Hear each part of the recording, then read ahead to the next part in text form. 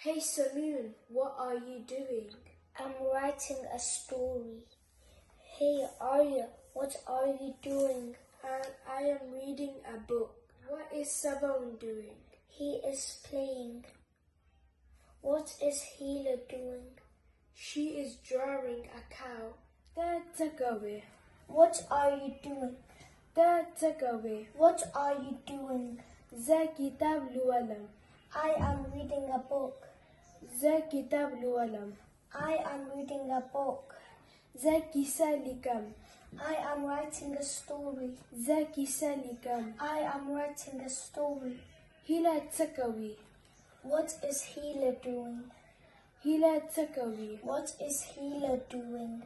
هغه رسم کوي. She is drawing. هغه رسم کوي. She is drawing. سباون څه کوي؟ What is Sabaun doing? سباون څه کوي؟ What is Sabaun doing? هغه لوبې کوي. He is playing. هغه لوبې کوي. He is playing. د انګلیسي زده کړې مینوالو بیا هم مننه چې زموږ سره یاست.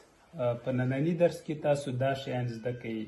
دا په سره رنګ چې دي دواړه یوه معنا لري. ته معنا یو، لولم یعنې ریډینګ، دوینګ کول یا کوم یا کوي. او په انګلیش کې چې دا د نر لپاره هی راځي، د ښځې لپاره شي راځي، خو پښتو کې بیا هغه د دواړو لپاره راځي. که غواړئ دغه ټولې ویډیوګانې تر تاسو ورسیږي، زما فیسبوک پاڼه او یا هم ټیک ټاک در سره سبسکرایب کړئ.